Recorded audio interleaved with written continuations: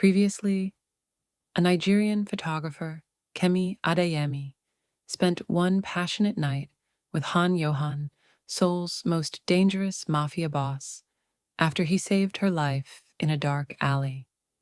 When she discovered she was pregnant with twins, she fled his world to protect her unborn children from the violence and danger that surrounded him. But when enemies found her in Lagos and threatened her babies, Kemi had no choice but to return to Seoul with 3-year-old Tayo and Temi, children with their father's unmistakable eyes. Johan's fury at her 4-year absence transformed into fierce devotion as they survived assassination attempts, a wedding day massacre, and battles with rival syndicates. Together, they became an unstoppable force. Mafia king and his warrior queen, united to protect their growing family. Their love story, forged in danger and sealed in blood, seemed to have finally found peace. But in Johan's world, peace never lasts long. Now, 1 year later, with a third child and a thriving empire, new threats emerge that will test Kemi and Yohan like never before. The war for their family's legacy is just beginning. Now let's dive into part 2 of the story. Seoul had become home. Kemi stood in the headquarters of Han Industries' cultural division, her division, watching her team finalize contracts with 3 major African textile suppliers. The sleek Gangnam office was a far cry from her tiny Goshiwon room 5 years ago. Now, she commanded respect, wielded power, and built bridges between continents. Mrs. Han, the Lagos partnership is confirmed, her assistant said. They're excited to work with us. Excellent. Schedule the trip for next month. Kemi smiled, then glanced at her watch. I need to leave early today. Family commitment. Family. The word still felt like a miracle. At 27, Kemi had everything she'd never dared dream of. A thriving business, a husband who worshipped her, 3 beautiful children. The twins were 4 now, attending an exclusive bilingual school. Baby Ara was 6 months old, a perfect blend of both parents with Johan's intensity and Kemi's warmth. Life was good, which meant something was about to go wrong. She arrived at the penthouse to chaos, Tayo and Temi arguing over toys, while Yohan tried to soothe a crying Ara, looking absolutely overwhelmed despite being Seoul's most feared mafia boss. Reinforcements have arrived, Kemi announced, taking the baby with practiced ease. Ara immediately calmed, nuzzling into her mother's neck. Thank God, Yohan breathed. How do you make it look so easy? Practice. You've only had a year. I've had 4. She kissed him softly. How was the meeting? His expression darkened. Complicated. We need to talk after the kids are down. That tone never meant anything good. Hours later, after bedtime stories and goodnight kisses, they finally sat together on the balcony. Seoul glittered below them, beautiful and treacherous. What happened? Kemi asked. My father.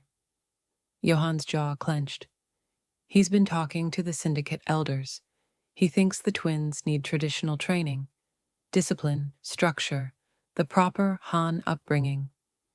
He wants them to spend weekends at his estate, under his supervision. Kemi's blood ran cold. Absolutely not. That's what I said. But he's gathering support. Some of the old guard agree with him. Think I've gone soft.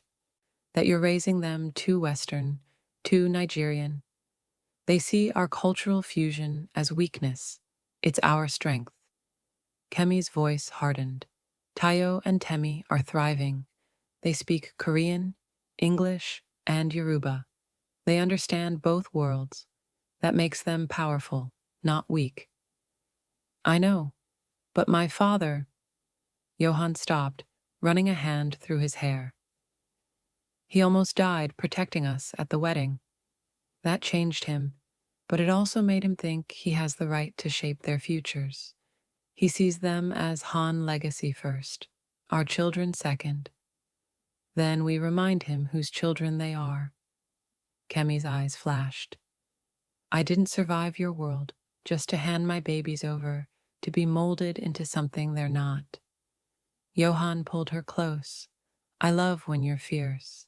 It's terrifying and incredibly attractive. Focus, Yohan. I am focused on you. On protecting our family. His expression grew serious. But there's more. Intelligence suggests the Chinese Dragon Triad is expanding into Seoul. Their leader, Chen Wei, is ruthless and strategic. He's been asking questions about us, about you and the children. Why would a Chinese syndicate care about us? Because we're visible, powerful, and you... He touched her face gently. You're my obvious weakness. A foreign wife, mixed children, a family structure that goes against traditional organized crime conventions. To men like Chen Wei, that's opportunity. I'm not weak, Kemi said firmly. No, you're my greatest strength, but enemies don't see it that way yet. His eyes burned into hers. I need you to be careful. Extra security, no solo outings, always with Daijung or the team. Yohan, I can't live in a cage. You can, and you will, until the threat is assessed. His voice left no room for argument. I won't lose you. Not you, not the children. Not after everything we survived to get here. Before Kemi could respond, her phone rang. Blessing's name flashed on the screen. Hey sis, Kemi answered, then froze at her sister's panicked voice. Kemi, someone came to the house in Lagos. Asian men, asking questions about you, Yohan, the children. Mama is terrified. They said... Blessing's voice cracked. They said to tell you that Seoul isn't the only place with long reach. What's going on? Kemi's hands shook. Put Mama on the phone. Her mother's frightened voice came through. No, I am. What have you gotten into? These men, they knew everything. Where you live, the children's names, your husband's business. Mama, listen to me. Pack a bag. You and Blessing are coming to Seoul. Tonight. I'm sending our plane. Kemi's mind raced, her protective instincts roaring to life. Don't argue. Just pack and go to the airport. Our security will meet you there. After the call ended, Kemi turned to find Yohan already on his phone, barking orders in rapid Korean. When he finished, his face was stone. Chen Wei is making his move, going after your family to pressure us. His eyes were lethal. He just declared war. Then we fight, Kemi said, her voice steady, despite the fear coursing through her. But this time, I'm not running. I'm not hiding. And I'm sure as hell not letting anyone threaten my family. Blood or chosen. Yohan stared at her, something like awe crossing his features. You've changed. From the scared photographer who ran to this, he gestured to her fierce expression. My queen, my equal, my partner in everything. I learned from the best. She stood, her posture radiating determination. Now let's show Chen Wei and your father and anyone else who doubts us exactly what the Han family is capable of when we fight together. Together, Yohan agreed, pulling her into a kiss that was possession and promise both. But as they stood on that balcony, Seoul stretching before them, neither could know that the coming storm would test them beyond anything they'd survived before. Chairman Han wanted control of their children. Chen Wei wanted to destroy their empire, and caught between family loyalty and international warfare, Kemi and Yohan would have to prove that love wasn't weakness. It was the most dangerous weapon of all. The war for their legacy had begun. And this time, Kemi wasn't just Yohan's wife. She was a queen ready to claim her throne. 1 year of peace, and now everything is at risk again. Would you fight your own family to protect your children's future? Let me know in the comments.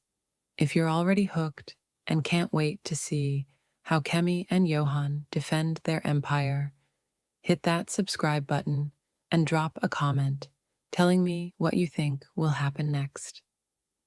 Trust me, this story is about to get even more intense. Now let's continue. The emergency family meeting was called for the next morning at Chairman Han's estate. Kemi dressed for war, a power suit that blended Korean tailoring with Ankara fabric accents, her natural hair styled in an elaborate updo, diamonds at her ears and throat. She looked every inch the matriarch she'd become. "You're stunning," Yohan said, appearing behind her in a black suit that made him look like the dangerous king he was. "And terrifying. Good. Your father needs to see both." She turned to face him. "We're united on this? No wavering? Completely united. The twins stay with us, raised our way. He gets to be their grandfather, not their jailer." His hand found hers. "But Kemi, he's going to push. Hard. And the elders will support him. Then we push back harder." They left the twins with trusted security and took baby Ara. Chairman Han had been asking to see his youngest grandchild, and Kemi wasn't above using the baby as a diplomatic tool. The estate's formal room was packed. Chairman Han sat at the head, recovered but still bearing the weight of his injury. Around him sat the syndicate elders, old men who'd built Seoul's underground alongside him, who viewed change as threat and tradition as sacred. Daijong stood in the corner, his expression grim. This wasn't just a family meeting. This was a tribunal. "Yohan, Kemi." Chairman Han's greeting was formal. "Thank you for coming. Please, sit." They sat, Kemi holding Ara protectively. The baby cooed, drawing immediate attention. Even cold syndicate elders softened at the sight of an infant. "She's grown," Chairman Han said, something tender in his voice. 6 months old," Kemi said. "Healthy, happy, thriving in a home full of love." "Love." Elder Kim spoke up, his voice sharp. "Is that what you call raising Han heirs to speak foreign languages and follow foreign customs? These children should be Korean first. Everything else, distant second." "These children are both," Kemi replied calmly. "Korean and Nigerian. That's their heritage, their strength." "It's confusion," Elder Park countered. "We've watched the twins at their school. They don't know who they are, switching languages, confused about identity. They need structure, discipline, traditional training." "They're 4 years old," Yohan interjected. "They're exactly who they should be, children learning to navigate multiple worlds. That's an asset in modern business and syndicate operations. Or a liability when they can't commit to either," Chairman Han said quietly. "Yohan, I know you love Kemi. I've come to respect her. But the twins are Han legacy. They will inherit power, territory, responsibility. They need to be prepared for that burden." "They will be," Yohan said firmly. "By their parents, together." "Your parenting is too soft," Elder Lee said bluntly. "The boy cries when disciplined. The girl is wild, undisciplined. In my day, Han children were raised with iron will. In your day, Han children also grew up traumatized and incapable of human connection. Kemi cut in, her voice sharp. Yohan's sister ended up in a facility because this family valued power over protection. I won't let that happen to my children. The room went silent.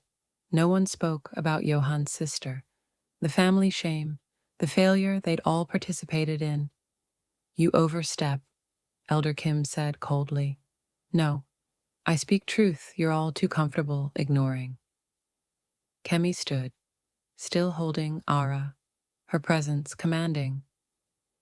You want to know what I see? Old men terrified of change, clinging to methods that destroyed as much as they built. The world has evolved.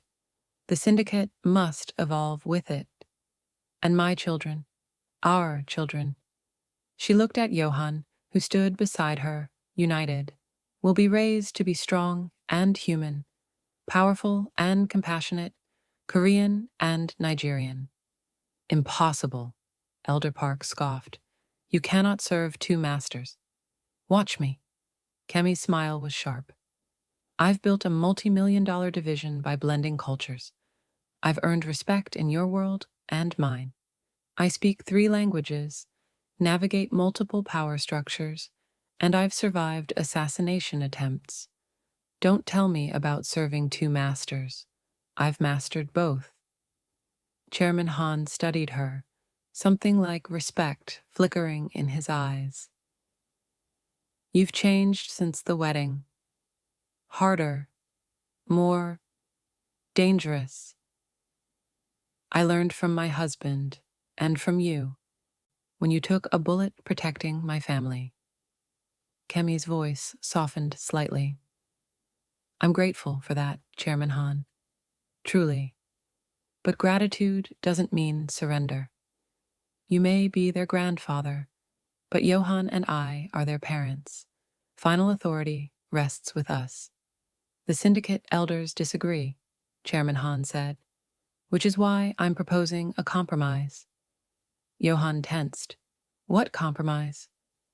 The twins spend 1 weekend per month at my estate, supervised visits where I teach them Han history, tradition, discipline. The rest of the time, they remain with you. As they grow older, we reassess. No, Yohan said immediately. Think carefully, son. I'm offering shared custody voluntarily.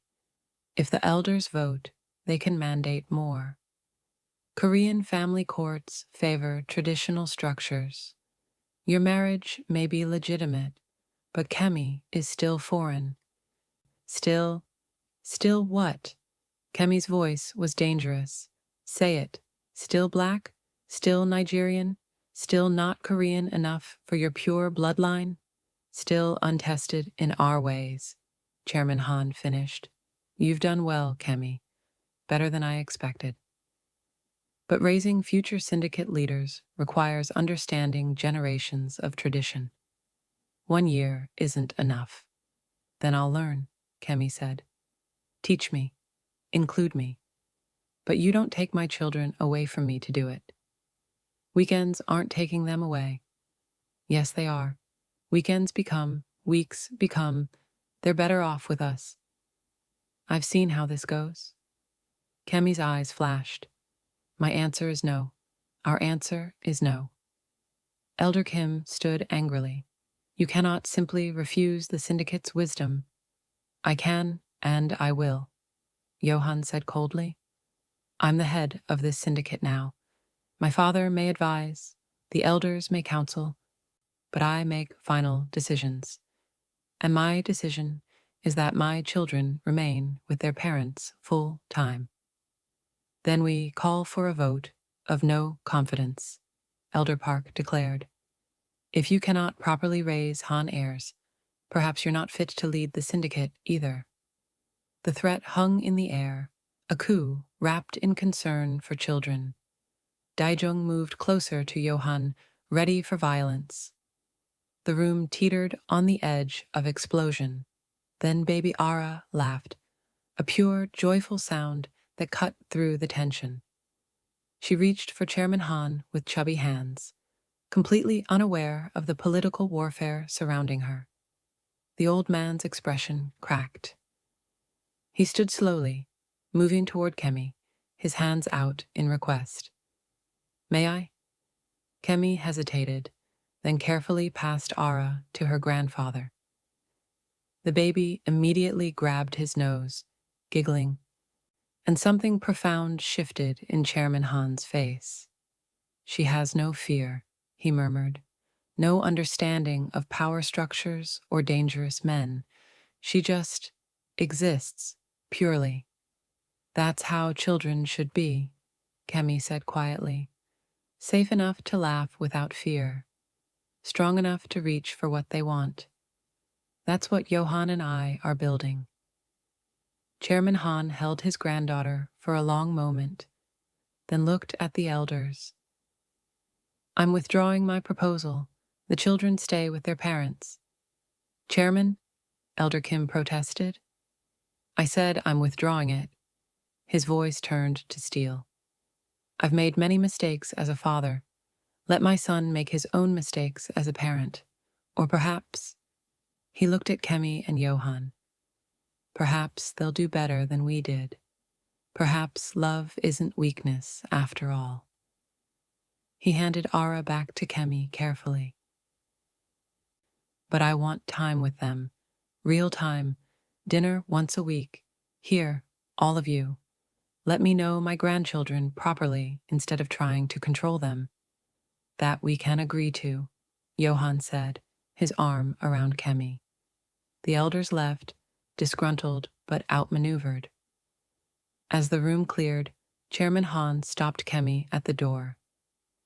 "You're stronger than I gave you credit for," he admitted. "And you're right. About my daughter, about our methods. I've thought about that every day for 10 years. His eyes were haunted. "Don't let your children become casualties of our world like she was. Fight for them, even against me if necessary." "I will," Kemi promised. "But I'd rather fight alongside you than against you." Something almost like a smile crossed his face. "You've made my son human again. That's worth more than all the traditional training in the world." The victory should have felt complete. Instead, as they drove home, Kemi felt the weight of what they'd just done. Defied the syndicate elders, challenged tradition, painted an even bigger target on their family. "Chen Wei will have heard about this by now," Daijung said from the driver's seat. "Syndicate divided, leadership questioned. That's when predators strike." "Let him try," Yohan said darkly. "We'll be ready." But Kemi looked out at Seoul's streets and wondered, ready for what? Her mother and sister were arriving tonight, seeking safety. Her children were targets simply for existing. Her husband's authority was being challenged from within and threatened from without. She'd claimed she wouldn't run this time. She just hoped she was strong enough to survive standing still. Kemi's mother and sister arrived at midnight, exhausted and frightened. Mama Adeyemi took one look at the penthouse fortress and burst into tears. "Nuam, what kind of life is this? Guards everywhere, weapons, fear in every shadow." "A life where we're safe, Mama," Kemi said firmly, embracing her. "I know it's frightening, but we're together now." Blessing hugged her next, whispering, "That man in Lagos, he knew things, Kemi, private things, about the twins' birth, about your pregnancy." "How?" "We'll find out," Yohan promised, appearing with tea. "Mrs. Adeyemi, Blessing, welcome to our home. You're under Han family protection now. No one will touch you." Mama Adeyemi studied Yohan with the sharp eyes of a Nigerian mother assessing her daughter's husband.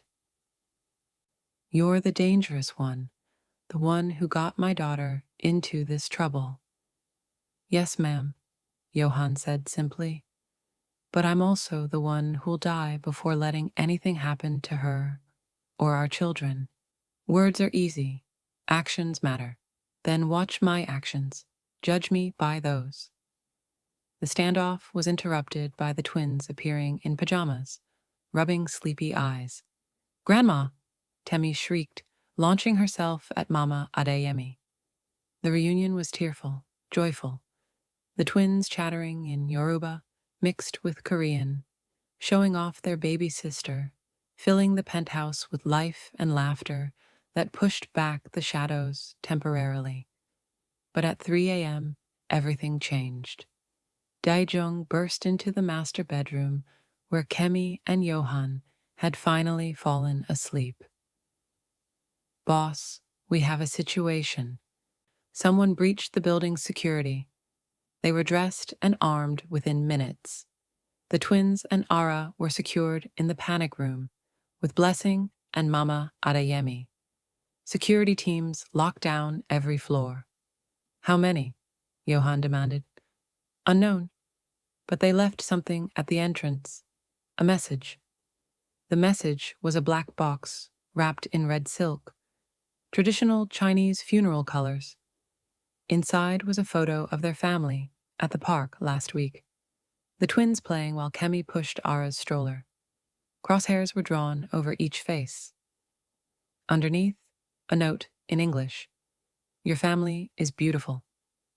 It would be a shame if something happened to them.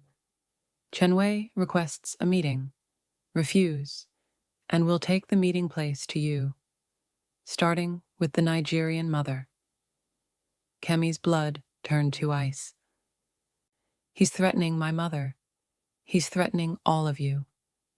Yohan's voice was lethal fury, barely controlled.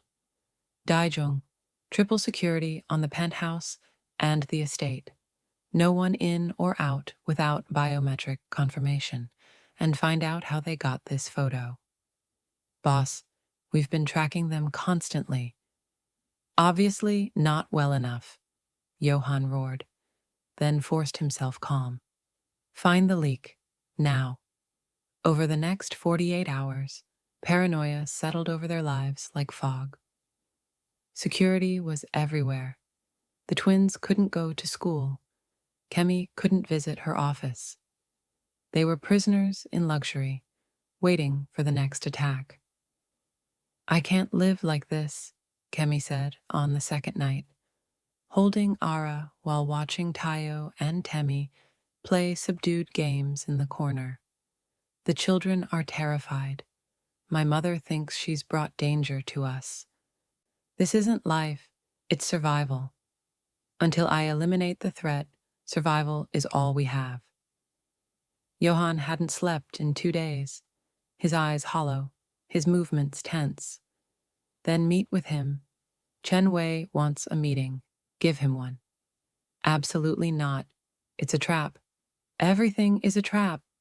Kemi's frustration exploded. "But hiding accomplishes nothing. At least a meeting gives us information, leverage. Or gets me killed. Then I'll go." "Have you lost your mind?" Yohan stared at her.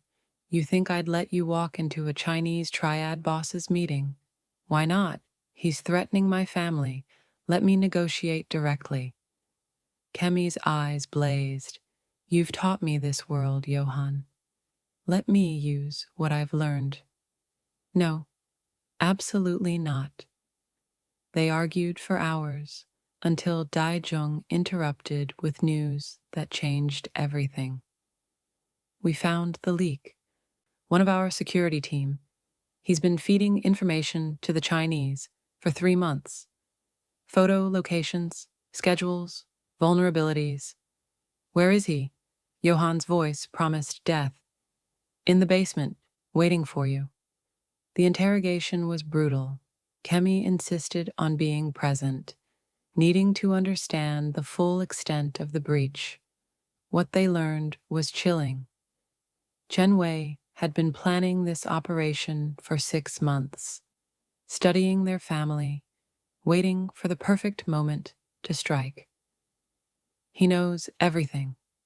the trader said, blood streaming from his mouth. Your children's school schedule, your wife's office location, the grandmother's routine in Lagos. He's been patient, building a complete picture.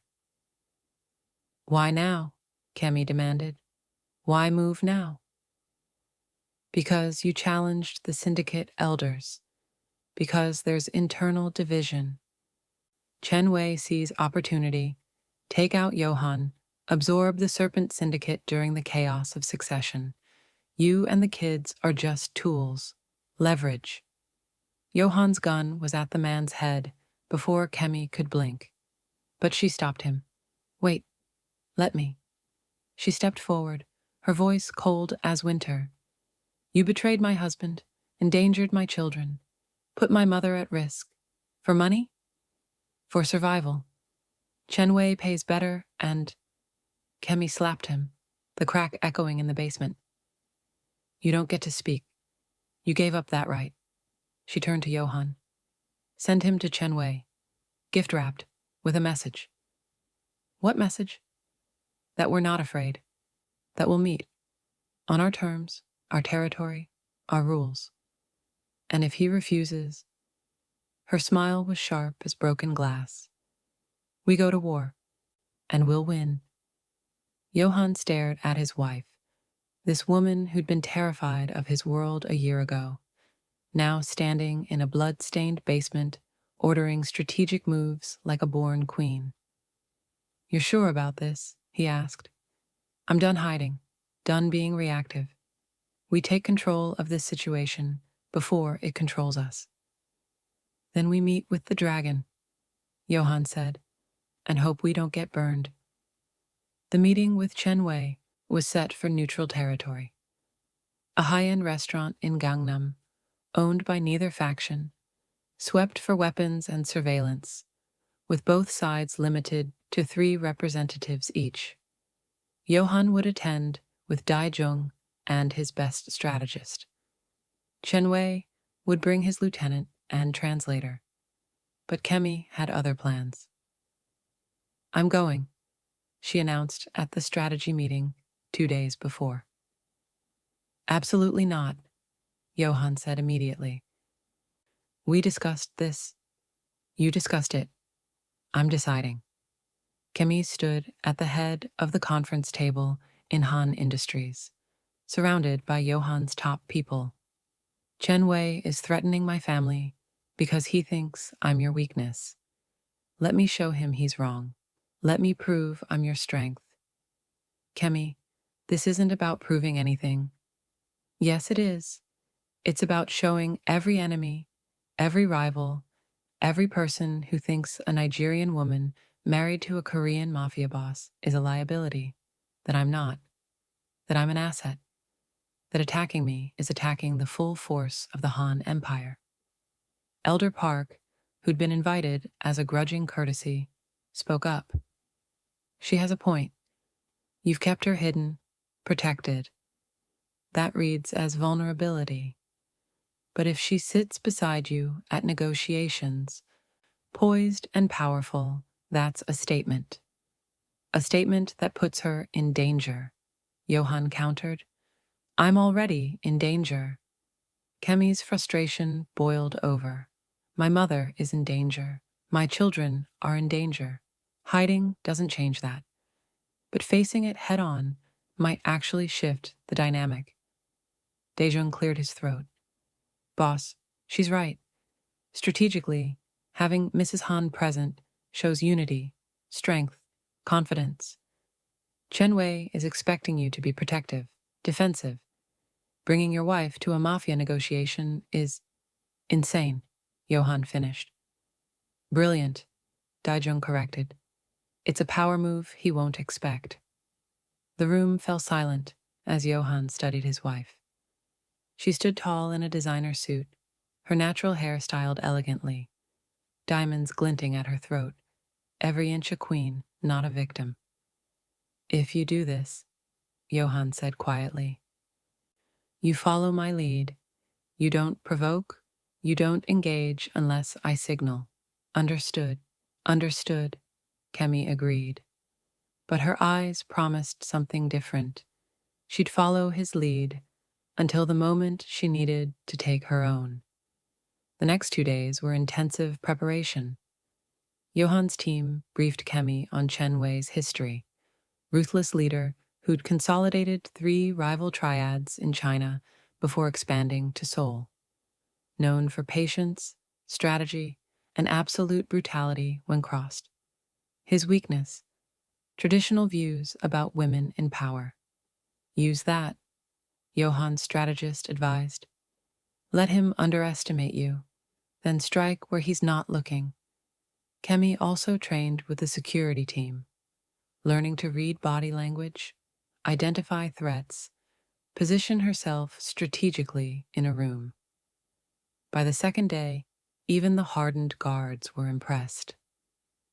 Mrs. Han is a natural, one told Yohan. She reads people like you read contracts. She's always been observant, Yohan said, watching Kemi practice negotiation tactics with Dae-jung. I just gave her the language to weaponize it. The night before the meeting, Kemi found Yohan in the twins' room, watching them sleep. What are you thinking? She asked softly. That I'm bringing their mother into danger tomorrow. That if something goes wrong, his voice cracked, they'd lose you. I'd lose you. Nothing will go wrong. We're prepared. You can't know that. Kemi moved to him, taking his face in her hands. 5 years ago, I ran from your world because I was terrified. 1 year ago, I came back because I had no choice. But tomorrow, I walk beside you as your equal because I choose to. Because this is my world now, too. My empire. My family to protect. When did you become so fearless? I'm not fearless. I'm terrified. But I'm more terrified of being useless, helpless, just watching while enemies circle. She kissed him softly. You made me your queen, Yohan. Let me rule beside you. His arms crushed her close. If anything happens to you, it won't, because you'll be there. We'll protect each other, like always. The meeting took place at sunset in a private dining room overlooking Seoul. Chen Wei arrived exactly on time. A man in his 50s, elegant in a tailored suit, his expression pleasant, but his eyes calculating and cold. His lieutenant was younger, harder, clearly muscle disguised as advisor. Yohan entered with Dae-jung on his right and Kemi on his left. Chen Wei's eyes widened fractionally. Surprise quickly masked, but Kemi caught it. Good. Surprise was advantage. Han Yohan, Chen Wei said in accented Korean. You bring your wife to business meetings? How modern. Kemi isn't just my wife, Yohan replied smoothly. She's director of Han Industries' cultural division and my strategic partner. She has as much stake in this conversation as I do. Interesting. Chen Wei's eyes assessed Kemi with barely concealed contempt. Mrs. Han, I've heard much about you. The photographer who captured a mafia boss's heart. And you're the triad leader trying to expand into territory that doesn't belong to you, Kemi replied calmly. We've all heard stories. Shall we move past pleasantries to actual business? Chen Wei's smile didn't reach his eyes. Direct. I appreciate that. Very well. Business. He leaned back. Seoul's underground has become complacent. The Serpent Syndicate has grown soft under your leadership, Yohan. Family man, father, husband. These roles don't suit a mafia boss. These roles make me stronger, Yohan countered. Focused, clear about what I'm protecting and why. Or distracted, vulnerable. Chen Wei's gaze cut to Kemi. 3 children, a foreign wife, a Nigerian mother-in-law now in your home. So many pieces on the board. So many ways to apply pressure. Is that a threat? Kemi asked before Yohan could respond. An observation. In my organization, family is leverage. In yours, apparently, family is a weakness paraded publicly. No. Kemi leaned forward, her voice steel wrapped in silk. In our organization, family is sacred, which means threatening it brings consequences your triad won't survive. You sent men to Lagos to frighten my mother. You breached our building. You photographed my children. Those weren't power moves.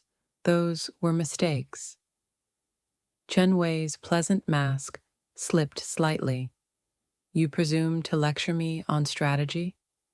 I presume to explain reality you seem to have missed. Kemi's eyes were hard. You're operating on outdated assumptions. That women in this world are decoration or victims. That African businesses are unsophisticated. That Han Industries is just a crime syndicate with delusions of legitimacy. And it's not. It's a multi-billion-dollar empire with roots in 3 continents, partnerships with governments, and resources that dwarf your entire triad. Kemi pulled out a tablet, sliding it across the table. Those are your operations in Seoul, all of them.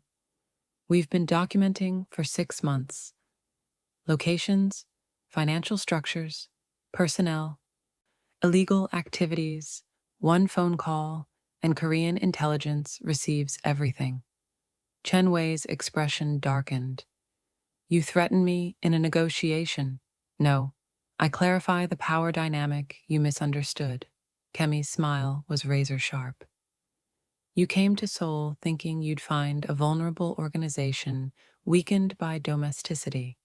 Instead, you found a family united, an empire expanding, and a wife who's not a weakness. She's your worst nightmare, because I have nothing to prove, nothing to lose, and everything to protect. The room was silent. Yohan watched his wife with pride and awe, seeing the queen she'd become.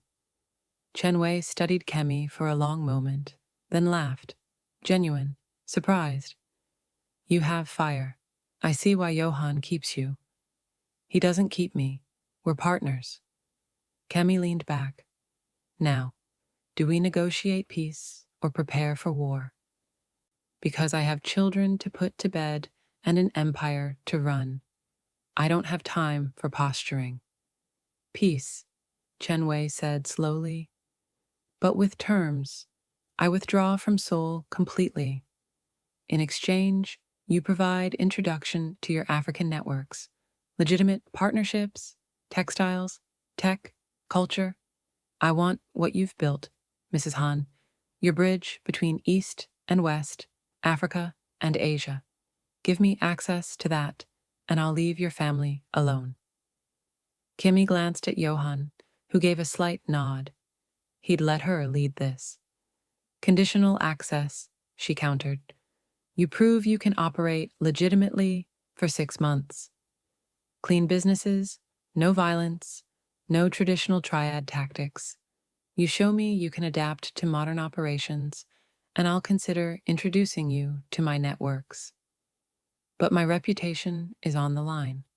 One mistake, one breach of ethics, and the deal ends.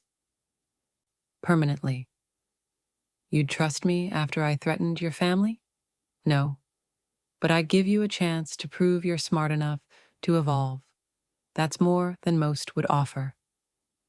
Chen Wei studied her, calculation clear in his eyes. Finally, he extended his hand. You drive a hard bargain, Mrs. Han. 6 months, legitimate operations, then we revisit partnerships. Kemi shook his hand firmly. 6 months. And Chen Wei? If you threaten my children again, negotiations end and consequences begin. We clear? Crystal clear. He stood, his lieutenant following. You've surprised me today, both of you. Perhaps the Serpent Syndicate isn't as soft as I thought. After they left, Daejung exhaled heavily. That was either brilliant or insane, possibly both. She was magnificent, Yohan said, pulling Kemi close. Terrifying and magnificent. Did I overstep? Kemi asked. You dominated. Exactly what we needed. He kissed her fiercely. My queen. My brilliant, dangerous queen. But as they left the restaurant, none of them noticed Chen Wei's lieutenant making a phone call, or the dark smile on his face as he reported back to his boss. The negotiation had gone exactly as Chen Wei planned. Because the Dragon Triad didn't negotiate peace. They negotiated time to prepare for total war. 3 weeks of peace. Kemi should have known it was too good to be true. The twins returned to school under heavy security. Her mother and Blessing settled into guest quarters. Mama Adeyemi slowly accepting this strange new life. Baby Ara thrived. Chen Wei's operations in Seoul went quiet. No incidents, no threats, everything suspiciously calm. He's planning something, Daijung warned during a security briefing. The Dragon Triad doesn't just withdraw, they regroup. Let them plan, Yohan said. We're ready for whatever comes. But they weren't ready for what came next. It started with Chairman Han.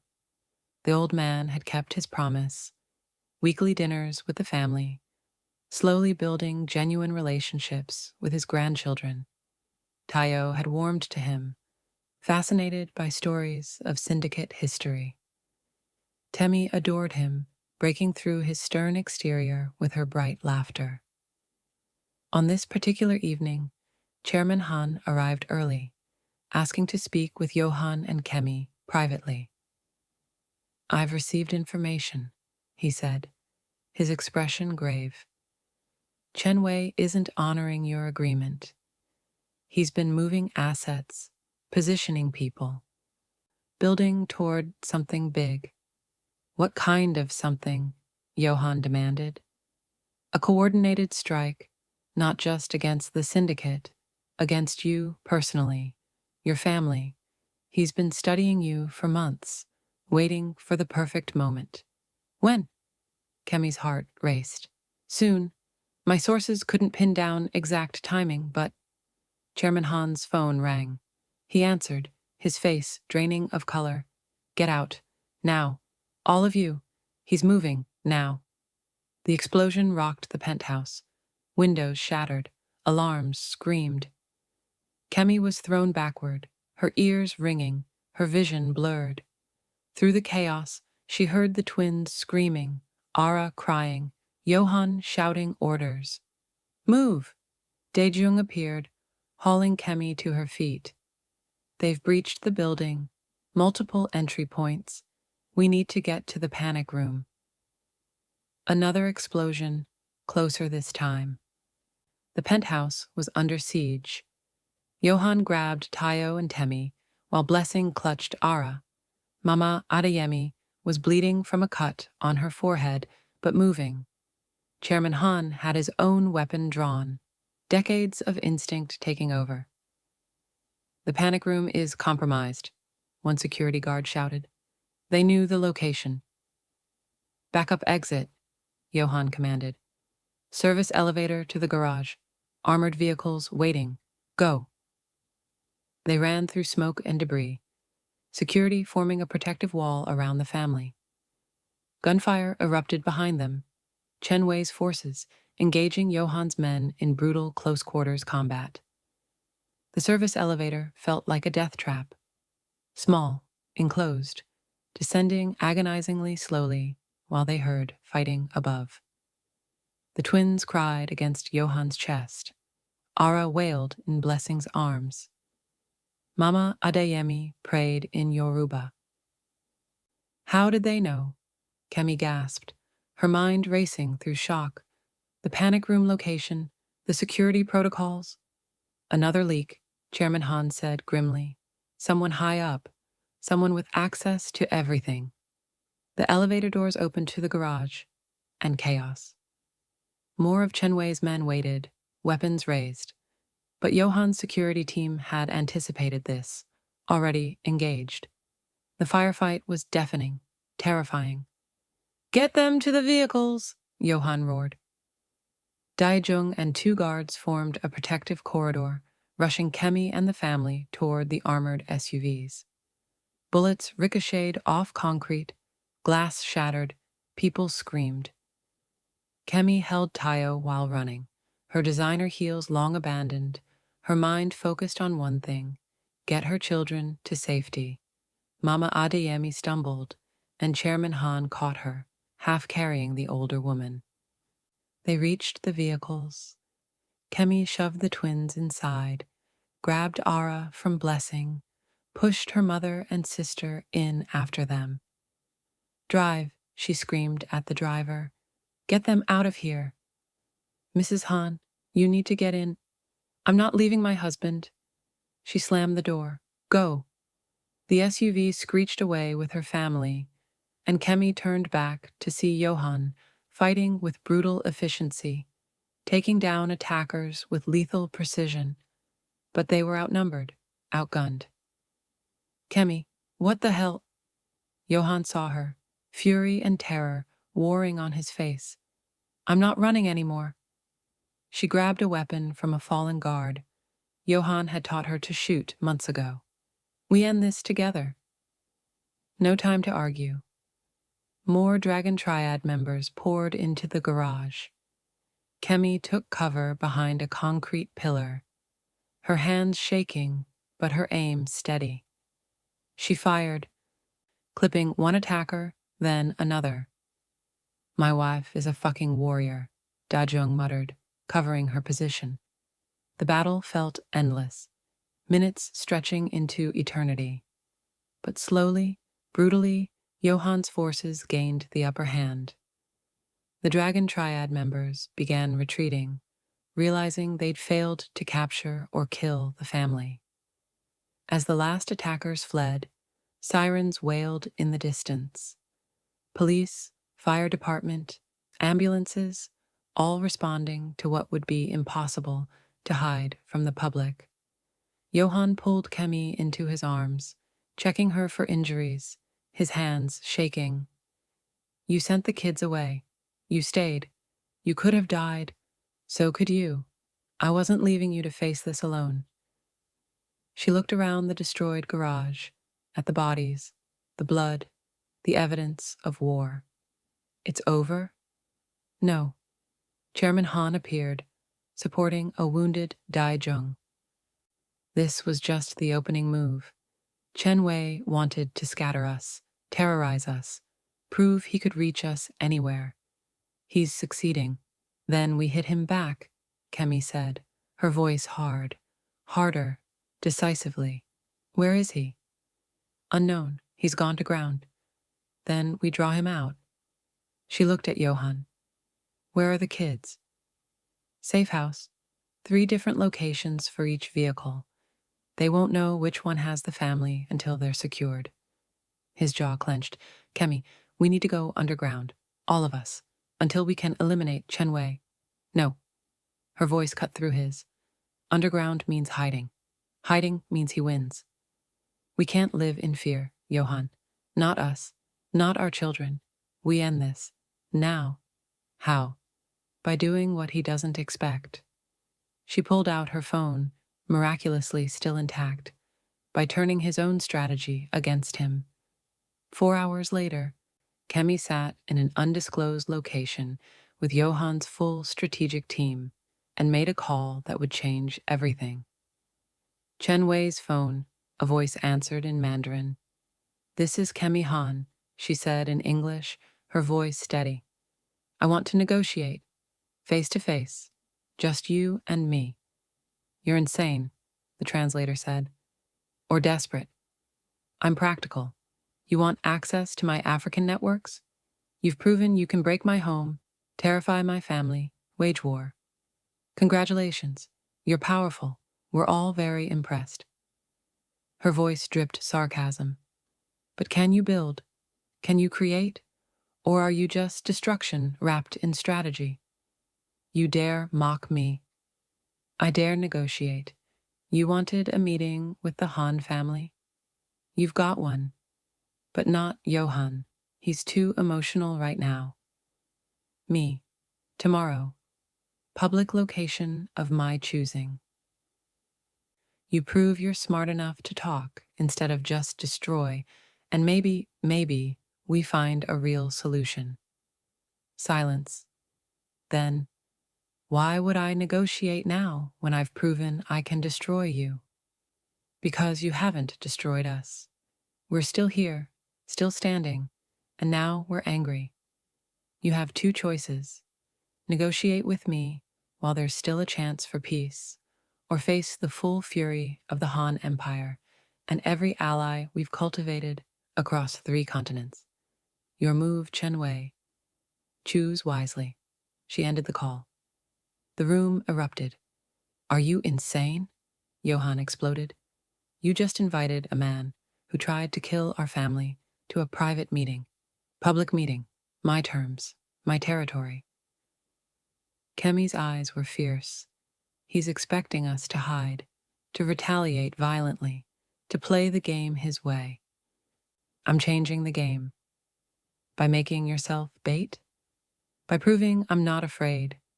By showing him and everyone watching that the Han family doesn't bow to terrorists. She stood, pacing. He wants my networks? Fine. But he negotiates with me, woman to man, equal to equal. That either ends this peacefully or it exposes him as a coward who only knows violence. Either way, we win. Chairman Han studied her with something like awe. You've become more ruthless than my son. How did that happen? I learned from the best. Kemi looked at Yohan. Trust me, like I trusted you when I came back to Seoul. Like I trusted you at that first negotiation. Trust that I know what I'm doing. Yohan stared at his wife, this woman who'd transformed from frightened photographer to warrior queen, who'd just survived an attack and was now planning to face down a triad boss alone. I trust you, he said finally, but I'm not letting you go unprotected. Daijong goes with you, and I'll be close, very close. Deal. But as Kemi prepared for the most dangerous negotiation of her life, none of them knew that Chen Wei had one more card to play, one that would tear their family apart from the inside. Because the leak in their organization wasn't just anyone. It was someone they'd never suspect. Someone who'd been playing both sides from the beginning. And tomorrow, that betrayal would be revealed in the most devastating way possible. The meeting location was Seoul's Namsan Tower observation deck. Public, heavily surveilled. Impossible to stage a violent attack without international incident. Brilliant, if Kemi said so herself. She dressed for war again. A stunning fusion suit, Nigerian textile with Korean precision tailoring, her natural hair in an elaborate crown of braids. She looked like royalty. She felt like a soldier. Remember the signals, Yohan said as they prepared. He wouldn't be in the meeting, but he'd be close, watching through cameras, ready to intervene. If anything feels wrong, I'll signal. I know. She kissed him softly. I'll come back to you, to our children, I promise. The twins and baby Ara were secured at an even more remote location with Mama Adeyemi and Blessing. Surrounded by so much security, they were essentially in a fortress. Nothing could touch them there. Nothing should have been able to. Kemi arrived at Namsan Tower with Daijong, who wore a concealed weapon and a grim expression. Chen Wei was already there, standing at the observation deck's edge, looking out over Seoul like he owned it. Mrs. Han, he greeted. You came. I'm impressed. You doubted I would? Most women in your position would be cowering in a safe house. His smile was cold. But you're not most women, are you? No, I'm not. Kemi positioned herself strategically, back to the window, Daejun close, but not hovering. Let's make this simple. You want something from me, I want something from you. Let's find common ground before more people die. Direct. I appreciate that. Chen Wei studied her. What do you want, Mrs. Han? For you to leave Seoul. Permanently. Stop threatening my family. Withdraw completely and never return. And in exchange, I give you legitimate access to African markets, real partnerships, vetted opportunities, introduction to key players. You get what you wanted, expansion, legitimacy, without bloodshed. You make it sound simple. It is simple. You're choosing to make it complicated. Kemi's voice hardened. You attacked my home, terrorized my children, nearly killed my mother. For what? To prove you're powerful? Congratulations. We all know you're dangerous, but power without purpose is just chaos. Chen Wei was quiet for a long moment. You remind me of someone. My own mother. She was fierce like you. Stood up to my father when no one else dared. What happened to her? My father killed her when I was 10, for the crime of questioning his authority. His eyes went distant. I learned then that in our world, strength matters more than righteousness. Power matters more than love. That's the saddest thing I've ever heard, Kemi said honestly, and the most wrong. Power without love is just emptiness. I know. I've watched men like you. My father-in-law was one once. Chose power over his daughter and lost them both. He's only now learning that strength and humanity can coexist. Pretty philosophy. Doesn't change reality. It changes everything. Kemi leaned forward. You want my networks? You get them by proving you're more than just a killer, by building instead of destroying, by evolving. Chen Wei studied her, something shifting in his expression. You actually believe that? I have to, because if I didn't, what's the point of any of this?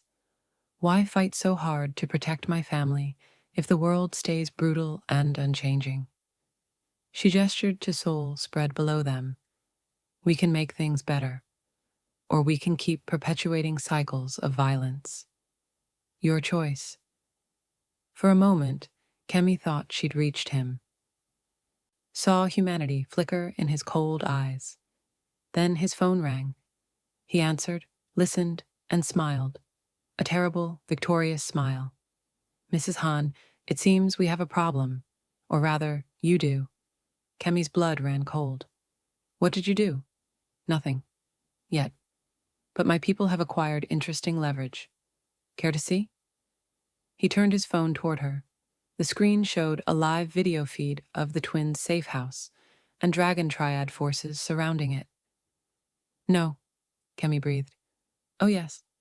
You see, while you were here negotiating in good faith, I was ensuring victory. Your children are currently surrounded by 30 of my best operatives. One word from me, and he didn't finish. Didn't need to. Kemi's world shattered. How? That location was classified. Was it? Are you sure? Chen Wei's smile widened. Someone in your organization has been very helpful. Someone with access to everything. Someone you trust completely. You're lying. Am I? Ask yourself, how did I know about the panic room, the security protocols, your children's school schedule, your mother's address in Lagos? He leaned closer. You have a traitor, Mrs. Han, and they've just given me everything I need to destroy your family. Kemi's mind raced. Daejung was loyal. She'd bet her life on it.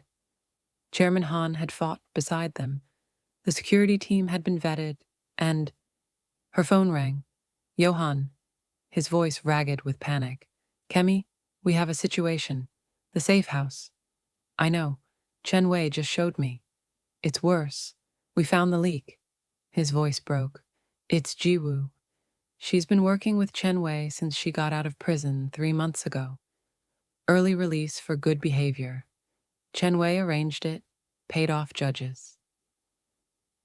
She's had access to everything through her connections in the syndicate. She's been feeding him information for months. Jiwoo, Yohan's ex-fiancée, the woman who'd tried to kill him at their wedding, the woman who'd been sentenced to 20 years but somehow got out, the woman who blamed Kemi for destroying her chance at power. Where is she now? Kemi demanded. At the safe house, with the twins. She's with Mama Adeyemi, Blessing, and the children. Kemi, she's inside our defenses because we never suspected. Get them out, Kemi said, her voice deadly calm. Get my children out of there now. We're trying, but if we storm in, Chen Wei's forces attack. If we don't, Jiwoo has access to... Yohan's voice cracked. She sent a message. She wants to trade. The children for you. You surrender yourself to Chen Wei. She lets them go. The words hung in the air like a death sentence. Chen Wei smiled. There it is. The real negotiation. Your life for theirs. Your surrender for their safety. What's it going to be, Mrs. Han? Are you really willing to die for your family? Kemi looked at Dae-jung, who had his weapon drawn but couldn't fire. Too public, too many witnesses, and it wouldn't save the children anyway. She looked at Seoul spread below her, the city she'd made her home, the empire she'd helped build, the life she'd fought so hard to create. Then she looked at Chen Wei and said the only thing she could. Yes, I'll trade myself for my children. You win. Kemi, no! Yohan's voice screamed through the phone. I have to. They're our children, Yohan. Our babies. I won't let them die because of my pride. Tears streamed down her face. I love you. Tell them I love them, and tell them. Her voice broke. Tell them Mommy was brave. Tell them I fought for them until the end. Kemi, please, we'll find another way. There is no other way. She looked at Chen Wei. I surrender. But the moment my children are safe, you let them go. All of them. Or the deal is off and you get nothing. Agreed. Chen Wei gestured to his men. Take her. As Dragon Triad operatives surrounded her, weapons drawn, Kemi took one last look at Seoul, at the life she was leaving behind. She'd promised Yohan she'd come back to him. She'd promised the twins she'd always protect them. Now she could only keep one of those promises. And as Chen Wei's men led her away, Kemi Adeyemi Han, director, mother, queen, walked willingly into captivity to save her children, not knowing if she'd ever see them again. The Dragon Triad safe house was in Incheon, industrial area, abandoned warehouses, the kind of place where screams went unnoticed. Kemi sat in a concrete room, hands zip-tied, body aching from rough handling during transport. But her mind was clear, sharp, calculating, because she hadn't surrendered out of defeat. She'd surrendered as strategy. Chen Wei entered, looking satisfied. Comfortable, Mrs. Han? Not particularly, but I've been in worse situations. She met his eyes steadily. Are my children safe? Released as promised. Jiwoo let them go the moment you surrendered. Your husband has them now. All 3 children, your mother, your sister, all safe, all alive. He smiled. See, I'm a man of my word. You're a man who uses children as leverage. There's a difference. Perspective. He pulled up a chair, sitting across from her. Now, let's discuss your value. The Han Syndicate will pay handsomely for your return. Your husband would give me everything for you. Probably, but you're not going to ransom me. No? No, because that would be short-term thinking. You'd get money, maybe some territory, but you'd also make an eternal enemy of Yohan, who would spend the rest of his life hunting you. Kemi leaned forward, despite her bindings.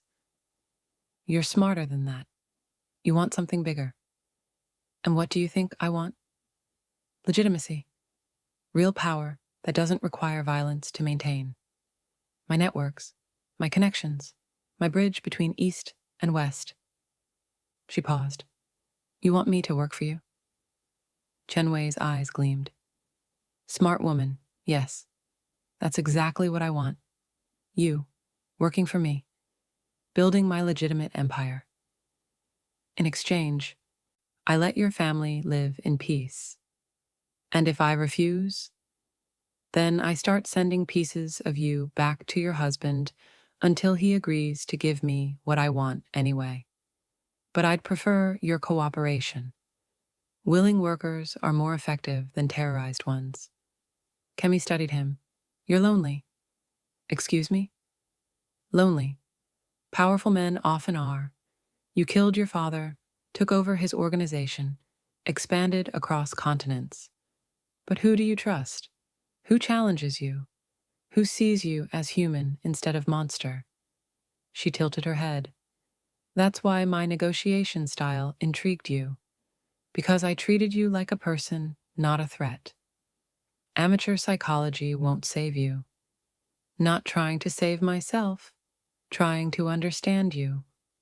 She leaned back. You want me to work for you? Fine. I will. On one condition. You're not in a position to make conditions. I'm in the perfect position. Because you need me willing, not broken. Broken people don't build empires. They survive them. Her eyes locked on his. My condition.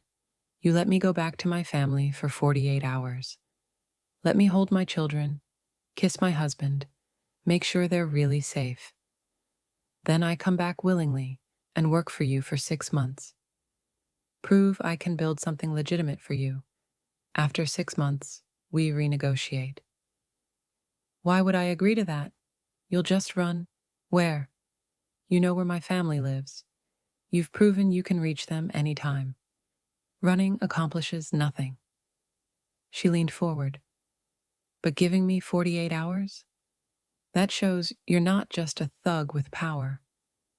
That shows you're strategic, patient, confident. That shows you might actually be someone worth working with instead of just someone to fear. Chen Wei was silent, calculating. 48 hours. Then you return voluntarily. If I don't, you come after my family. I know. I understand the terms. And you'd honor that? Give up your freedom, leave your children, to work for me? To protect them? Yes, absolutely, every time. Kemi's voice was firm. That's what you don't understand about love, Chen Wei. It's not weakness. It's the most powerful motivation there is. You use fear to control people. Love makes them do impossible things willingly. He studied her for a long moment, then pulled out a knife. Kemi tensed, but he simply cut her zip ties. 48 hours. My people will drive you home. Then you return. Break your word, and I'll make you watch while I destroy everyone you love. Understood. As Chen Wei's men prepared to transport her back to Seoul, Kemi allowed herself one small smile, because she'd just bought exactly what she needed. Time. The reunion was explosive. Yohan met the car in the underground garage of their new safe house, pulling Kemi into his arms with crushing force, his body shaking. I thought I'd lost you. I thought. He couldn't finish, just held her, breathing her in. I'm here.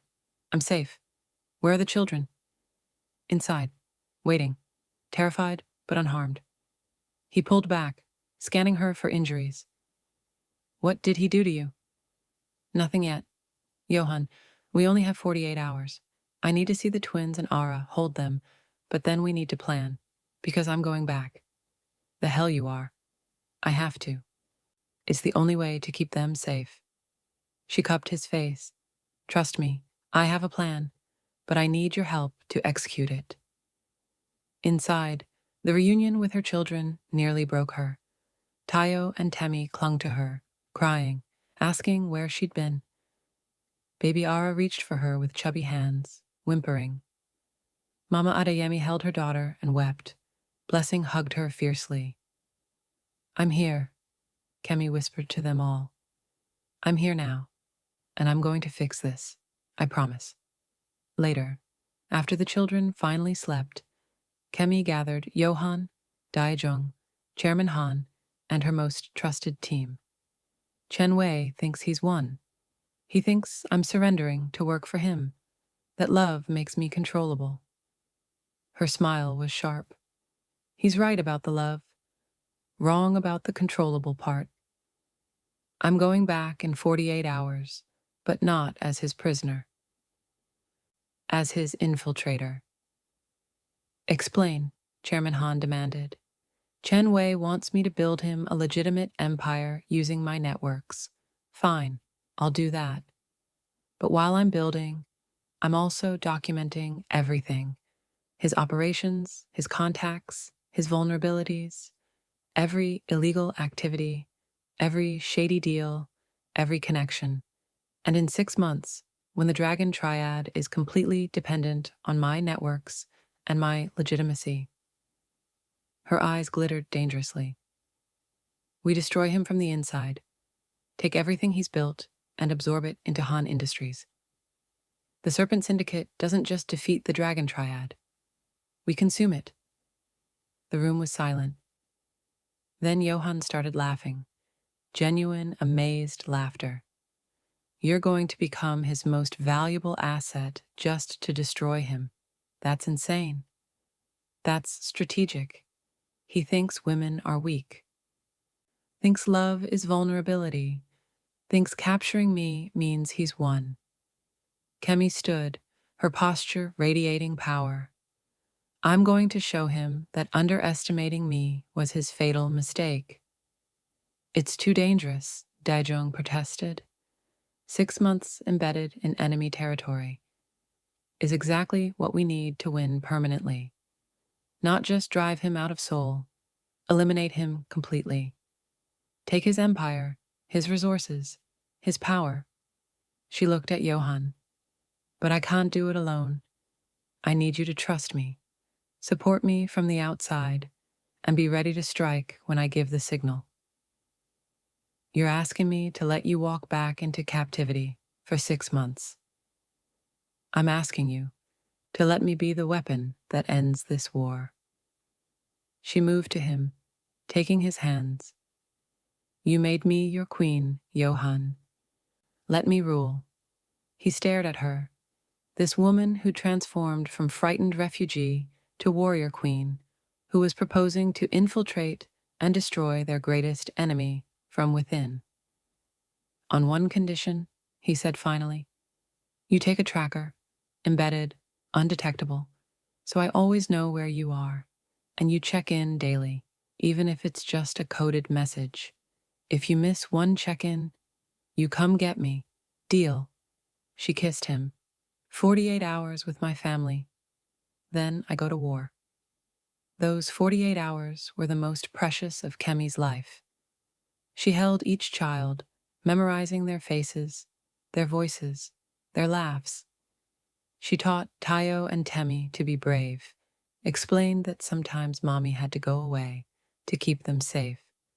She nursed baby Ara, breathing in her infant scent, imprinting every detail.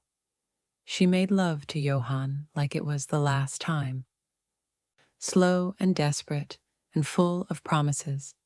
She talked to her mother and sister, explaining her plan, asking them to stay strong, and she prepared, studying Chen Wei's operations, memorizing details, becoming the perfect infiltrator. On the morning of her return, she stood in the twins' room at dawn, watching them sleep. "I'm doing this for you," she whispered, "so you grow up safe, so no more enemies threaten us, so our family can finally have peace." Tayo's eyes opened. "Mommy, you're leaving again." She knelt beside his bed. "Yes, baby, but not forever. And this time, Mommy is going to make sure the bad men can never hurt us again. Can you be brave for me?" "I'll protect Temi and Ara," he said seriously, so much like his father. "I know you will." She kissed his forehead. "I love you, Tayo, more than anything." "I love you too, Mommy. Come home soon." "I will, I promise." When Chen Wei's car arrived, Kemi walked to it with her head high, dressed for business in a sharp suit, her natural hair in a professional style. Yohan stood watching, his face a mask of control, hiding devastating pain. 48 hours, Kemi said, turning back to him. "I keep my word. Now we execute the plan." "Come back to me," he said quietly. "Come back to us. Always." She smiled, fierce, determined, unbroken. "I'm not running this time, Yohan. I'm hunting. And by the time I'm done, Chen Wei will regret ever threatening our family." She got in the car. The door closed. And as Seoul disappeared behind her, Kemi Adeyemi Han began the most dangerous mission of her life, not as victim, as weapon, not as prisoner, as infiltrator, not as pawn, as queen about to capture the king. The game had changed, and Chen Wei had no idea he'd already lost. 5 months later, Kemi sat in Chen Wei's Hong Kong headquarters, a gleaming tower overlooking Victoria Harbor, the crown jewel of his legitimate empire expansion, an empire she'd built. In 5 months, she'd transformed Chen Wei's operations, legitimate partnerships across Africa, Asia, and Europe, tech ventures, cultural exchanges, luxury goods trading, everything legal, profitable, and brilliantly strategic. She'd made him billions, made him respectable, made him dependent, and documented every single illegal operation he'd tried to hide beneath the legitimacy. "You've exceeded expectations," Chen Wei said, entering her office. Over 5 months, they'd developed a strange professional relationship. He respected her mind, even as he held her family hostage with his threats. "The Lagos partnership alone has generated more profit than my entire Seoul operation." "Quality over territory," Kemi replied, not looking up from her work. "I told you legitimacy was more profitable than violence." "You did. I should have listened years ago." He sat across from her. "Which is why I'm making you an offer. Stay. Permanently. Not as captive, as partner. Full equity in the organization. Power. Wealth. Your family can join you here in Hong Kong under my protection." Kemi finally looked up. "You're asking me to abandon my husband and join you. I'm asking you to recognize where real power lies. Your husband is territorial, limited to Seoul. I'm global, expansive. Together, you and I could build something unprecedented." "That's a generous offer. You've earned it. 5 months ago, you were my prisoner. Now you're my most valuable asset." His eyes held hers. "What do you say, Kemi? Ready to be a true queen instead of a mafia wife?" She stood, moving to the window, looking out over Hong Kong. Behind her reflection, she saw Chen Wei's confident expression. He had no idea. "I need to think about it," she said, This isn't a small decision. Take 24 hours. Then I need an answer. After he left, Kemi pulled out her phone, a special device Yohan had provided with encrypted communication. She typed one message. Tomorrow. Execute. The response came immediately. Ready. Come home, my queen. The next morning, Kemi requested a final meeting with Chen Wei in his private office. She wore traditional Nigerian attire, a stunning Ankara gown, her hair in elaborate braids, looking every inch the African queen she'd become. She wanted him to see exactly who was destroying him. You've made your decision? Chen Wei asked. I have, but first, I need to show you something. She pulled out a tablet, sliding it across his desk. This is what I've been building for you. Your legitimate empire. Impressive, right? Very. Which is why my offer stands. Now, let me show you what I've been building against you. She tapped the screen, and files began appearing. Every illegal operation you've tried to hide, every criminal contact, every money laundering scheme, every operation that would destroy your legitimacy and put you in prison for life. Chen Wei's face went pale. You've been documenting everything for 5 months, every conversation, every transaction, every secret, all compiled, all verified, all ready to be delivered to authorities in 3 countries simultaneously. Her smile was razor sharp. You thought you'd captured me. You actually walked me right into the heart of your operation and gave me access to everything. You wouldn't dare. Your family is currently being extracted from Seoul as we speak. By the time your people reach our old locations, they'll find empty safe houses. My husband has spent 5 months moving assets, relocating family, preparing for this moment. She leaned forward. You have no leverage, no threats, no control. You just have consequences. Chen Wei's hand moved toward a drawer, a weapon, most likely. But the door burst open and Hong Kong police poured in, weapons drawn. Chen Wei, you're under arrest, the lead officer announced in Cantonese. Behind them, Yohan appeared, devastating in a black suit, his expression lethal. Their eyes met across the office, and Kemi saw everything she needed: pride, relief, love. You brought the police. Chen Wei stared at Yohan. You'd involve authorities in syndicate business? My wife brought them, Yohan corrected. I just provided the muscle. Kemi, are you ready to come home? So ready. She turned back to Chen Wei as police handcuffed him. You asked if I was willing to be a true queen. I am. Just not yours. I'm queen of the Han Empire, and you just learned what happens when you underestimate a woman who'll do anything to protect her family. This isn't over. Yes, it is.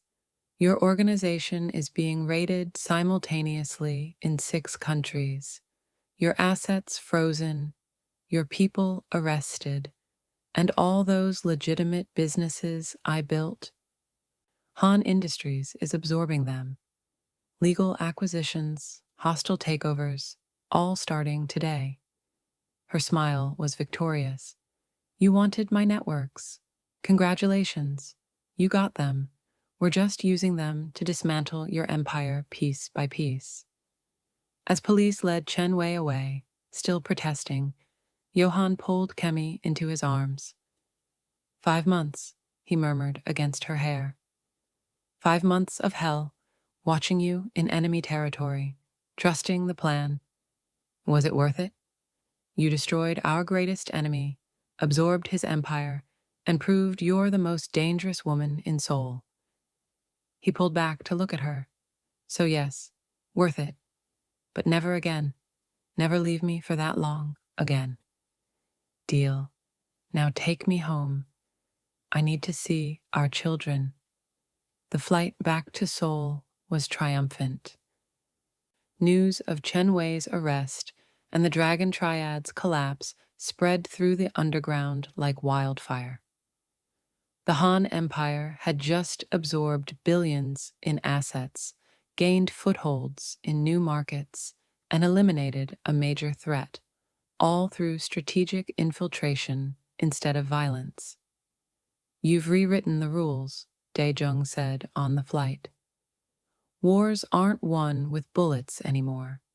They're won with intelligence, strategy, and balls big enough to walk into enemy territory for 5 months."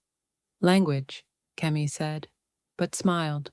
When they landed in Seoul, a car took them directly to the new family compound, a fortified estate that was part home, part fortress, where the twins and baby Ara waited with Mama Adeyemi, Blessing, and Chairman Han. The reunion was everything Kemi had dreamed of for 5 months. Tayo and Temi launched themselves at her, crying and laughing.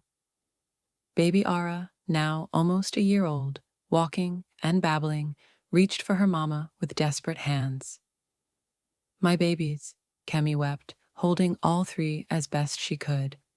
"My beautiful babies, Mommy's home and never leaving again." "You promised you'd come back," Tayo said seriously. "You kept your promise." "Always. I'll always keep my promises to you." Mama Adeyemi embraced her daughter, prayers of thanks flowing in Yoruba. "You did it, NWAM. You protected us all." Even Chairman Han approached, his expression showing rare emotion. "You've brought honor to the Han family, and you've taught this old man that strength comes in many forms. Thank you, Kemi, for protecting my grandchildren, for making my son whole." "Thank you for trusting me," Kemi replied. That night, after the children were finally asleep, Kemi and Yohan stood on their new balcony overlooking Seoul, the city they'd fought for, bled for, conquered. "What happens now?" Kemi asked. "Now we consolidate, absorb Chen Wei's legitimate businesses into Han Industries, expand our influence, build an empire that's strong enough that no one dares challenge us again." He pulled her close. "And we live. Actually live, not just survive. Raise our children, grow old together, be a family." "Sounds perfect. There's one more thing." Yohan pulled out a small box, opening it to reveal a stunning ring, Nigerian emerald surrounded by Korean diamonds. "You married me once in desperation, once in love. I want to do it again. Renewal of vows, public declaration that you're my queen, my partner, my equal in everything. Will you?" "Yes," Kemi breathed. "Yes. 1,000 times yes." As he slid the ring on her finger, Seoul glittered below them, their empire, their home, their future. Kemi Adeyemi Han had come to Seoul 5 years ago as a frightened photographer. She'd returned 1 year ago as a desperate mother. Now she stood as what she'd become, a queen who'd conquered her fears, destroyed her enemies, and built an empire worth ruling. The war was over. The future was beginning, and it was glorious. 1 year later, the vow renewal ceremony was a spectacle that bridged continents. Seoul's most prestigious venue was transformed into a fusion masterpiece. Traditional Korean architecture draped in Nigerian textiles, lanterns mixed with vibrant Ankara patterns. A celebration that honored both their worlds completely.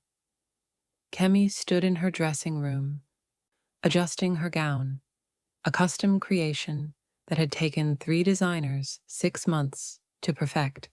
White silk base with intricate gold threading, traditional Korean hanbok elements, blended seamlessly with Nigerian Gel head wrap and flowing Ankara accents. She looked like a queen from two kingdoms merged into one. "You're stunning, NWAM," Mama Adeyemi said, tears already flowing. She'd moved permanently to Seoul, now running a Nigerian cultural center that Kemi had funded. "Your father would be so proud. I wish he could see this, see the children." "He sees. I know he sees." Her mother adjusted Kemi's gown with expert hands. "You've built something extraordinary. Not just an empire, a family that bridges worlds. That's legacy." Blessing appeared with 5-year-old Temi, who wore a miniature version of her mother's dress and looked absolutely enchanted with herself. "Mommy, am I pretty enough to be a princess?" Temi asked, twirling. "You're pretty enough to be a queen, my love." Kemi knelt carefully, mindful of her gown. "Are you ready to walk down the aisle with Tayo? He's nervous, says there's too many people. Tell him Mommy said he's brave, just like his father." As Blessing took Temi to join her brother, Kemi took a moment alone, looking at herself in the mirror, remembering the terrified 22-year-old who'd run from an alley 5 years ago. That girl had become this woman, director of Han Industries' African division, strategic advisor to the Serpent Syndicate, mother of 3, wife to Seoul's most powerful man, and, most importantly, herself. Strong, complete, unbroken. A knock at the door. Chairman Han entered, looking elegant in traditional hanbok. "May I have a moment?" he asked. "Of course." He stood beside her, looking at their reflection in the mirror, this unlikely pair who'd become family through fire and blood. "I came to apologize," he said quietly, "for doubting you, for trying to control your children, for not seeing your strength until you'd already proven it a dozen times over. You don't need to. I do. I let my daughter be destroyed because I thought control was protection. I almost made the same mistake with my grandchildren." His voice roughened with emotion. "But you showed me a different way. Love as strength, family as power, cultural fusion as advantage. You've changed the Han legacy, Kemi. Made it better. Made it human. We changed it together.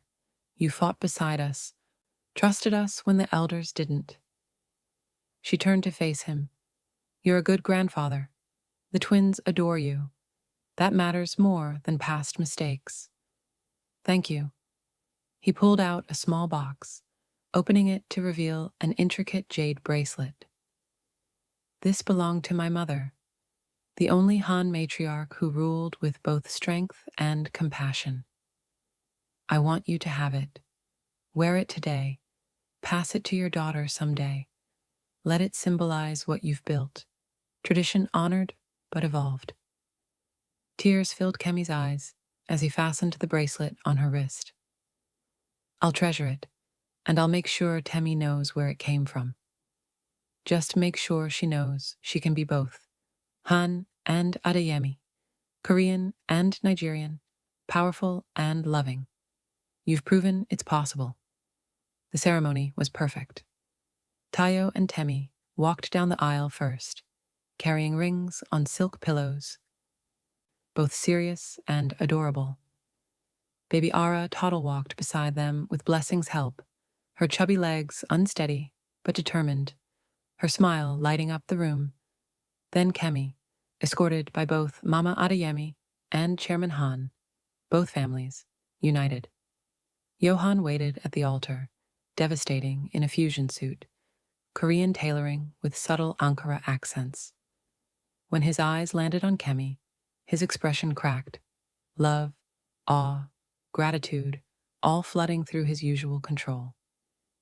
"You're beautiful," he whispered as she reached him. "Absolutely beautiful."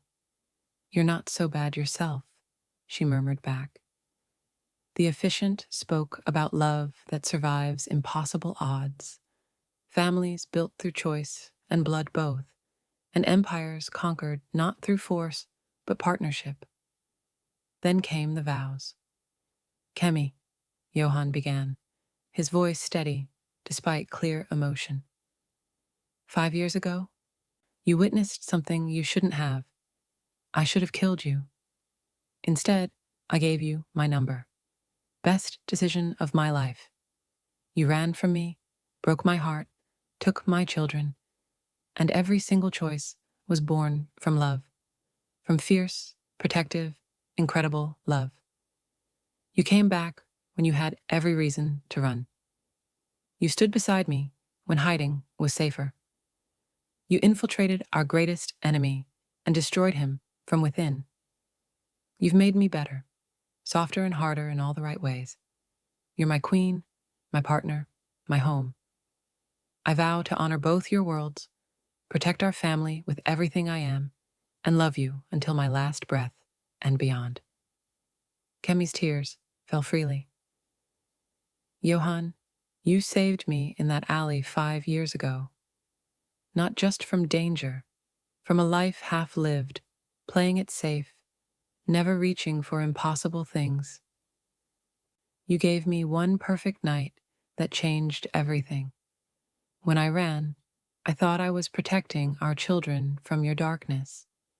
I didn't understand yet that darkness and light can coexist, that love doesn't require safety to thrive. You taught me to be fierce, to fight instead of flee, to claim power instead of hiding from it. You made me a mother, a wife, a queen. I vow to stand beside you always, in war and peace, joy and sorrow, victory and struggle. You're my home, my love, my forever, and I choose you. Every single day, I choose you.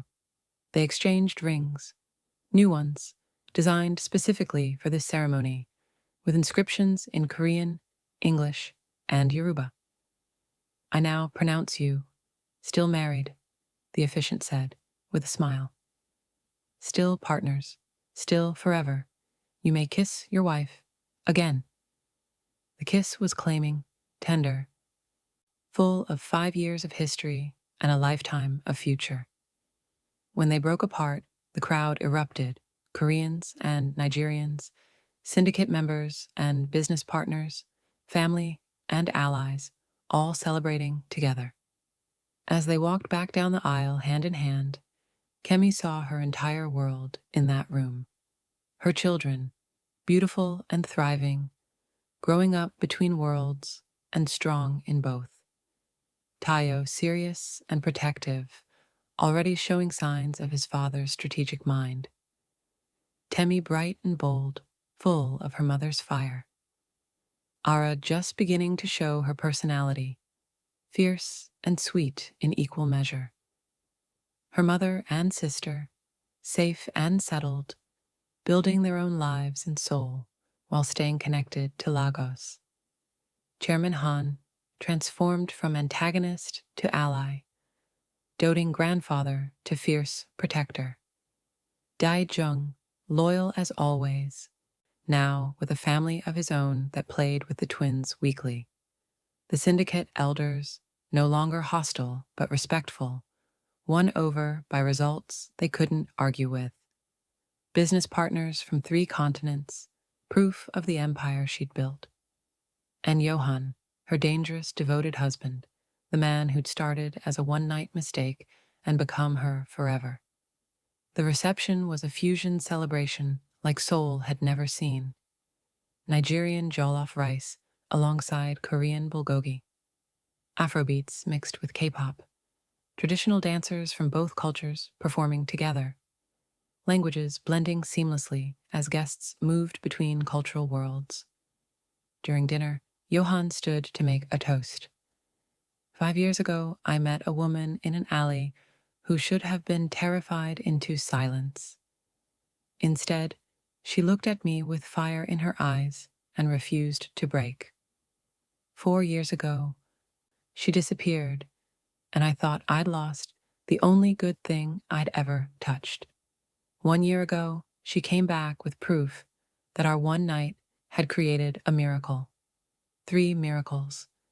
And 6 months ago, she walked into enemy territory and destroyed him with nothing but intelligence and courage. He turned to Kemi, his eyes shining. My wife has taught me that strength comes in many forms, that love is the most powerful weapon, that family built on choice is as strong as family built on blood, that a queen doesn't need a crown to rule. She needs vision, courage, and the will to change everything. He raised his glass. To Kemi, my wife, my queen, the woman who conquered Seoul and my heart, forever. Forever, the crowd echoed. Later, after formalities ended and the party became dancing and joy, Kemi found herself on a balcony with Blessing. Remember when you called me crazy for coming to Seoul? Kemi asked with a smile. I remember thinking you were running away from life in Lagos. Turns out you were running toward something bigger. Blessing hugged her sister. You've built something impossible, sis. A family that shouldn't work but does. An empire that bridges continents. A love story that survived separation, danger, and war. It wasn't just me. It was all of us, fighting together. Maybe. But you were the catalyst, the bridge, the queen. Blessing's eyes grew serious. What happens now? You've defeated every enemy, built every empire, conquered every challenge. What's left? Everything. Kemi looked through the window at her family. Yohan dancing with Temi, while Tayo showed Ara how to clap to the music. Living. Actually living. Not just surviving. Raising our children to be strong and kind. Expanding the businesses. Building schools. Funding programs. Creating opportunities. We've won the war. Now we build the peace. Sounds boring compared to infiltrating triad bosses. Sounds perfect. Midnight arrived with traditional celebrations, Korean fireworks mixing with Nigerian drums, the sky exploding in color and sound. The twins were long asleep, carried to bed by doting grandparents. Baby Ara dozed against Yohan's shoulder as he and Kemi slow danced under the stars.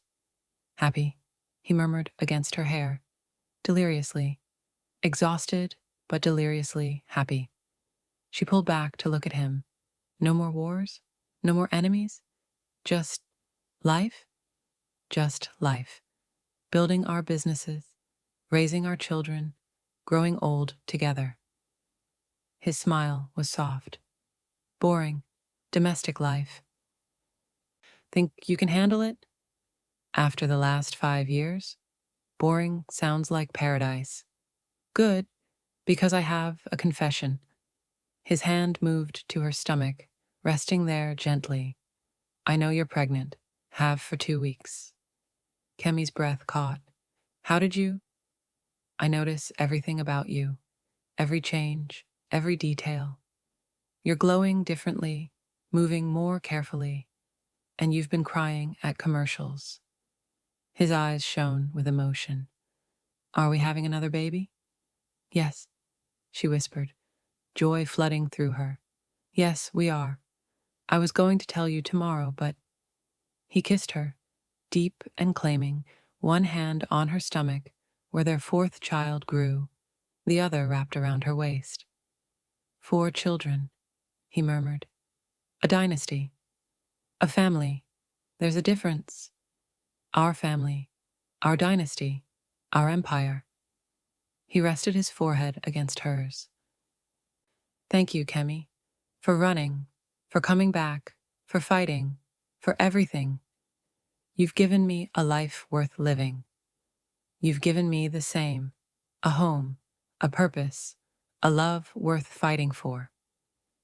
As Seoul's skyline glittered around them and their celebration continued below, Kemi Adeyemi Han stood in her husband's arms and felt complete. She'd been a frightened photographer once, running from danger, then a desperate mother, returning to the lion's den, then a strategic queen, destroying enemies from within. Now, she was simply herself, powerful and loving, fierce and tender, Korean and Nigerian, wife and mother and director and queen. All of it, everything, complete. The girl who'd witnessed a crime in an alley had become the woman who ruled an empire. The one-night stand had become forever. The fake marriage had become the truest love. And the family built in fire and blood had become unbreakable. Seoul was their kingdom, love was their crown, and their legacy, written in 3 languages, built across 2 continents, defended through impossible odds, would last forever.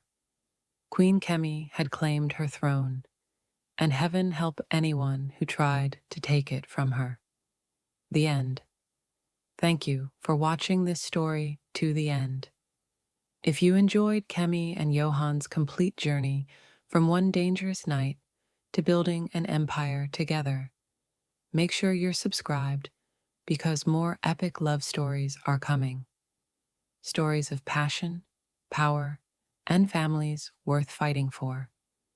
Hit that subscribe button and turn on notifications so you never miss the next one. See you in the next story. Would you sacrifice everything for your family? Would you walk into enemy territory to protect the ones you love? Have you ever had to prove you're stronger than anyone believed possible? Drop your thoughts in the comments below.